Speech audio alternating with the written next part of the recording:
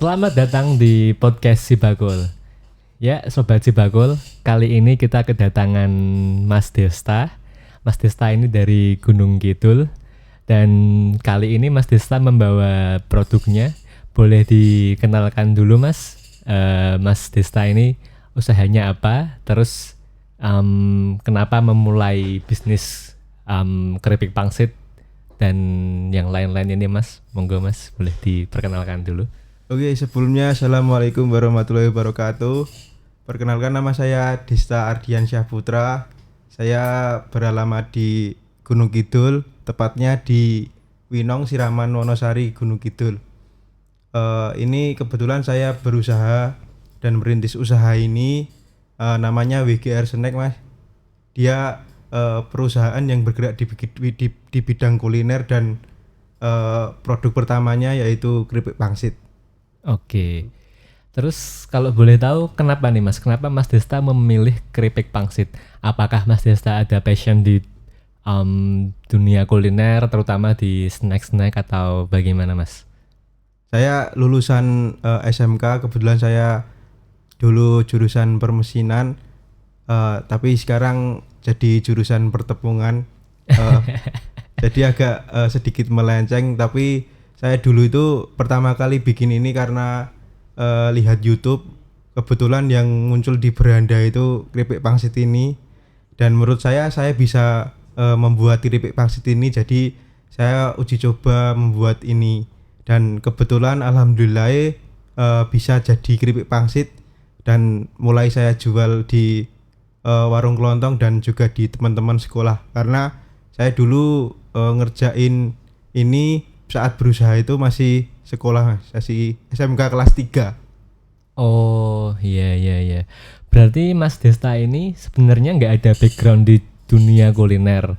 Cuman habis itu melihat YouTube dan ada orang men-share video gitu tentang keripik pangsit, terus tertarik gitu ya untuk membuatnya ya. Bener sekali Mas. Jadi kayak pengen bereksperimen aja Mas. Dulu kan kalau pas malam minggu tuh sama teman-teman tuh kebanyakan cuman main game ya Mas.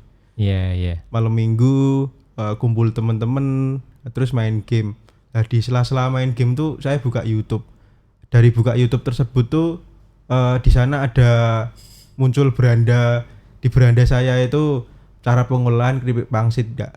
Dan kemudian nggak tahu juga itu saya langsung kepengen buat produk tersebut, dan saya juga buat sama teman-teman itu. Pada saat itu alhamdulillah langsung jadi Mas.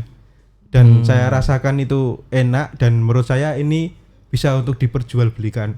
Oke. Jadi saya jual. Nah, jual pertama kali itu saya dulunya di warung kelontong dekat rumah Mas.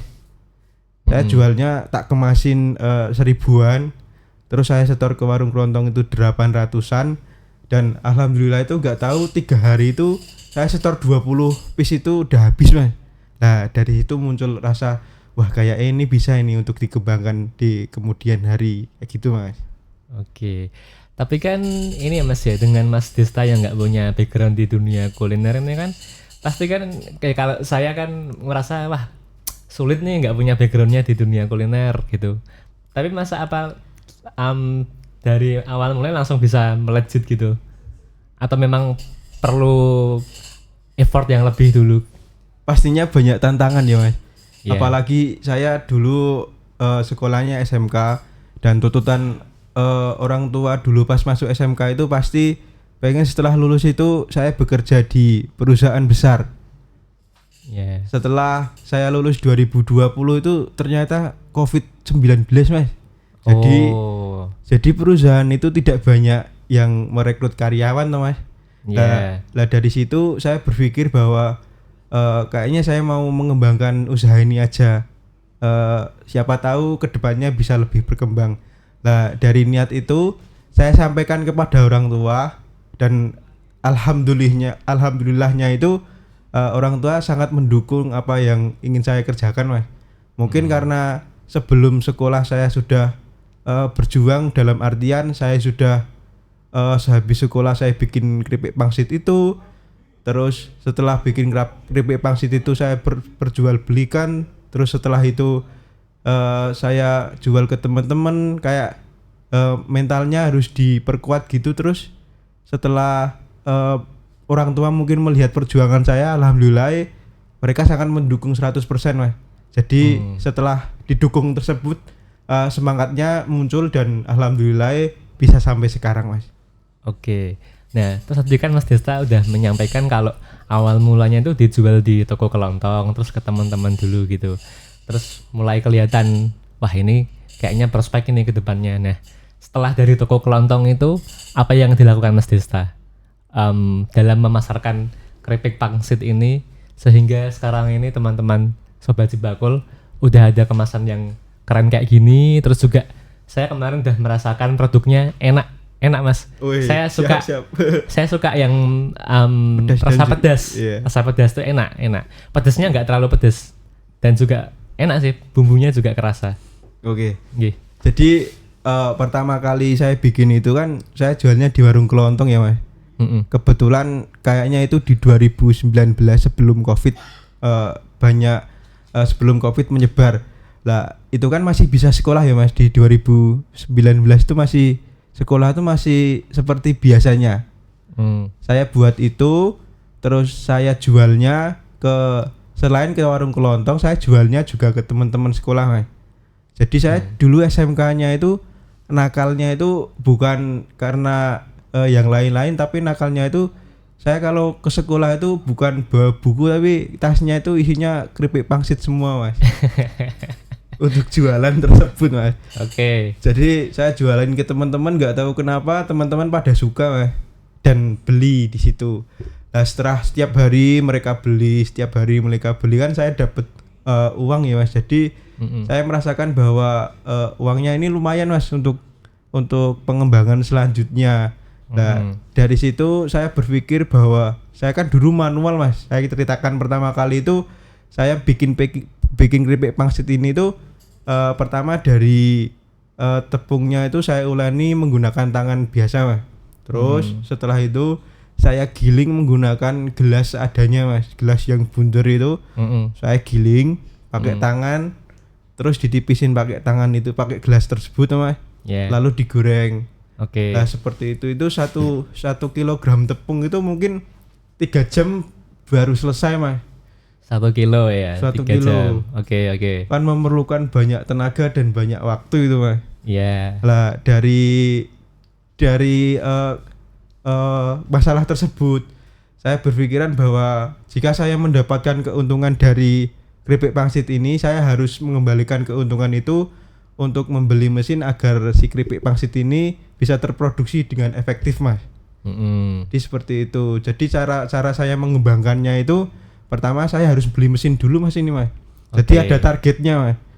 Tahun ini harus beli mesin ini, tahun itu harus beli mesin itu, dan alhamdulillah di 2025 ini udah ada 8 mesin di rumah. Jadi sekarang udah full mesin dan pekerjaannya juga lebih mudah Mas. Satu hari itu rata-rata bisa berproduksi di 150-an kilo. Oke. Berarti memang awalnya nih beneran dari modalnya nih beneran dari tabungan Mas Desta gitu ya? Iya. Kalau saya nangkapnya gitu. Bener sekali. Kayak gitu. Jadi alhamdulillahnya itu emang mungkin saya itu orangnya nggak mau utang bank. Jadi ini tuh bener-bener modal dari keripik pangsit sendiri ini. Penjualan keripik pangsit ini selama 4 tahun ke belakang itu jadinya yaitu mesin semuanya itu. Oke Mas, terus habis itu kan dari yang awalnya cuman ya mungkin packagingnya secara sederhana Mas ya, cuman plastik doang kayak gini ya. Terus kok bisa berkembang hingga ke kemasan seperti ini, itu gimana prosesnya Mas? Apakah Mas Desta ikut pelatihan atau mungkin ikut sosialisasi atau bagaimana, mungkin bisa diceritakan Mas?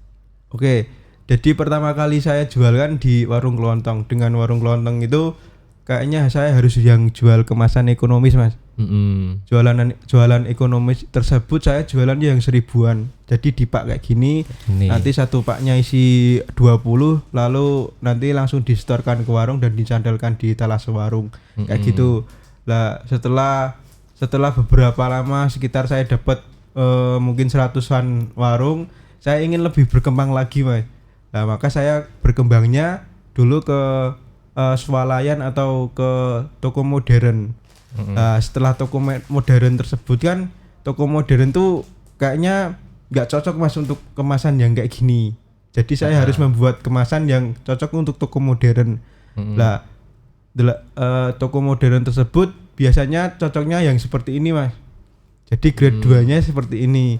Jadi dia masih bening tapi dia udah kemasannya agak tebal, agak besar, ada stikernya, dan di sini stikernya juga lengkap, ada perizinan dan expired dan sebagainya Mas.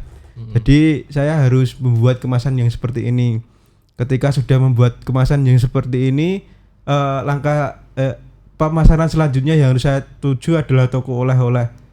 Dan di toko oleh-oleh itu biasanya mereka wisatawan tuh membelinya produk yang kemasannya menarik dan bagus Mas. Jadi saya harus beli kemasan yang full print seperti ini agar mereka tuh tahu bahwa produk di Jogja itu kemasannya udah bagus-bagus seperti itu. Jadi saya menciptakan produk kemasan yang seperti ini agar wisatawan tuh tertarik dengan keripik pangsit ini. Jadi seperti itu Mas. Jadi kemasan ini bisa kayak gini karena mungkin pasarnya seperti itu dan saya harus mengikuti. Mungkin seperti itu Mas. Oke. Terus ini saya penasaran sama kayak misalkan logo halal, terus logo Jogjamak, dan ada PIRT juga. Nah ini kan berarti artinya Mas Desta ini sudah mendapatkan fasilitas halal, kemudian sudah mendapatkan juga Jogjamak, dan juga sudah mendapatkan nomor sertifikasi PIRT. Nah, saya penasaran dalam mendapatkan ini tuh apakah sulit gitu ya Mas ya? Terus habis itu gimana cara mendapatkannya, dan apakah ada biaya untuk mendapatkan kayak halal, Jogjamak, dan sertifikat PIRT ini Mas? Oh iya. Bisa diceritakan Mas? Siap Mas. Yang pertama saya bikin perizinan dulu itu NIB Mas. NIB itu saya bikin gratis Mas. Oke. Nah setelah NIB saya bikin perizinan PIRT Mas. PIRT itu di Dinas Kesehatan. Itu juga gratis juga Mas. Step membikin PIRT itu dulu saya ada penyuluhan kayak gitu, diajarin bagaimana cara berproduksi yang baik dan benar. Habis itu setelah penyuluhan itu ada tim yang datang ke tempat produksi. Setelah tempat produksi dinyatakan lulus atau sudah disurvei sama Dinas Kesehatan, itu nanti bisa dikasih sertifikasinya, sertifikasi PIRT tersebut.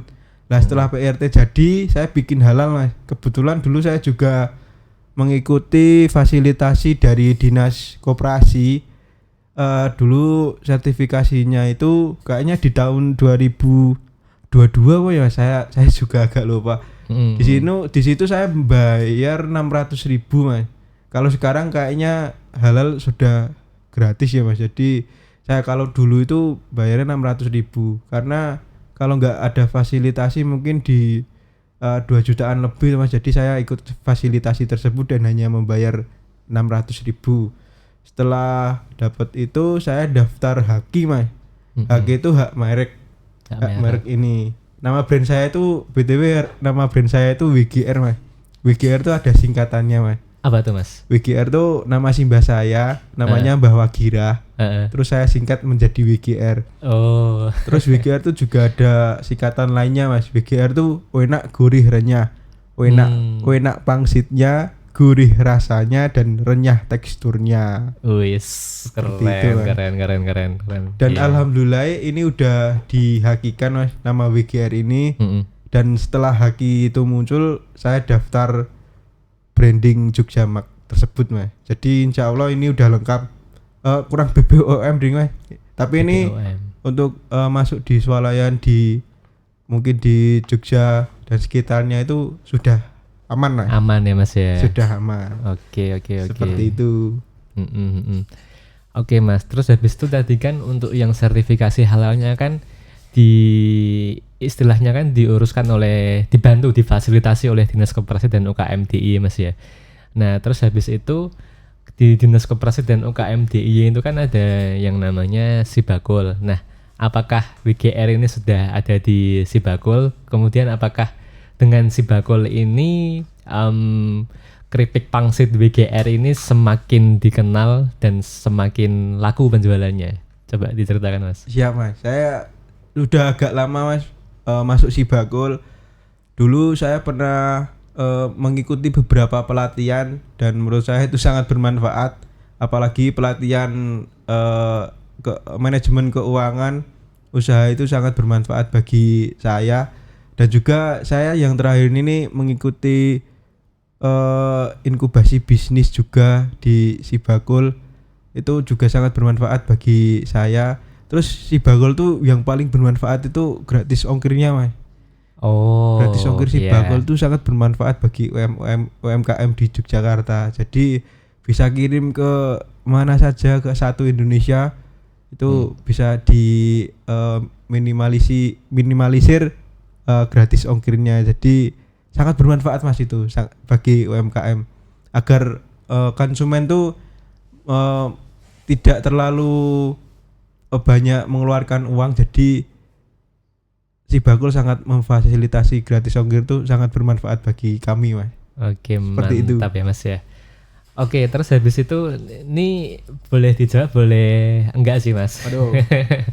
Apa itu Mas? Kan udah segede ini ya keripik pangsit WGR-nya, udah ada packagingnya kayak gini juga. Sebulan nih kira-kira ada omset di angka berapa gitu Mas? Mungkin bukan angka uang yang saya mau omongkan, tapi Oke. WGR tuh berproduksi biasanya satu minggu tuh mampu untuk satu harinya 100 kilo Mas. Jadi kemampuan produksinya itu bisa sekitar 700 kilo per minggu. Tapi kemampuan untuk penyerapan pasarnya itu baru satu minggu tuh sekitar 200 kilo Mas. Jadi satu bulannya 200 kilo kali 4 ya Mas, kali 4 atau 5 jadi ya sekitar 1 ton ya Mas ya. per bulannya. Itu kalau pas lagi bener-bener bagus kayak lebaran dan sebagainya tuh segitu Mas. Tapi untuk kapasitas produksinya yaitu satu hari itu bisa 100 kilo. Satu hari 100 kilo Iya. Penyerapan pasarnya yang belum maksimal Mas. Tapi alhamdulillah Mas sudah sampai di titik itu sangat bersyukur Mas. Apalagi saya dulu backgroundnya juga SMK dan langsung berusaha seperti ini. Dan alhamdulillah Tuhan kasih jalan Mas. Jadi saya sangat bersyukur bisa mencapai titik ini Mas. Mantap. Oke Mas. Terus selain itu ada nggak Mas dari Mas Desta itu tips-tips bagi anak muda nih yang pengen berusaha? Kan Mas Desta kan masih muda banget nih hitungannya nih. Iya Mas. Kelahiran berapa Mas? Saya 2001 Mas. Nah masih muda, malah lebih muda dari saya. Masih 23 sekarang, 23 tahun. Nah terus Mas Desta ada nggak nih tips-tips buat sobat-sobat Sibakul terutama yang masih muda-muda? Tipsnya itu sebenarnya itu kita anak muda itu punya banyak pilihan hidup Mas. Jadi kita bisa memilih untuk bekerja, kita bisa memilih untuk kuliah. Tapi kebetulan dulu tuh karena semangatnya saya, terus Tuhan kasih jalan tuh saya memilih untuk usaha Mas. Jadi tipsnya tuh jika kalian ada greget hati untuk berusaha atau berwirausaha, kalau udah ada gregetnya itu langsung di actioni aja Mas. Langsung lakukan apa yang kalian mau di saat muda tersebut. Karena apa? Karena ketika saya muda itu saya nggak ada beban apa-apa Mas. Orang tua masih produktif, dua-duanya juga masih kerja. Ketika di saat muda ini saya tidak menghasilkan uang, orang tua saya masih bisa produktif dan saya yakin saya masih bisa makan Mas. Jadi walaupun sekarang tidak menghasilkan omset apapun itu nggak ada masalah bagi saya Mas. Nah jadi memulai usaha saat masih muda itu menurut saya waktu yang paling tepat. Dan semoga kalian yang dapat greget untuk segera untuk mau berusaha itu semoga Tuhan kasih jalan dan Tuhan kasih keringanan untuk kalian mau berusaha semaksimal mungkin tersebut, Mas. Terima kasih. Oke, mantap. Ya, itu dia podcast kali ini, teman-teman sobat Sibakul. Tadi sudah bersama-sama berbincang dengan Mas Desta dari profil Mas Desta, terus habis itu jalannya dalam berusaha lika-likunya, hingga yang terakhir tadi pesan-pesan buat sobat Sibakul. Terima kasih Mas Desta sudah mau kami ajak untuk berpodcast. Terima kasih, Mas. Oke, selamat siang teman-teman. Sampai jumpa lagi di podcast Sibakul yang lainnya. Dadah.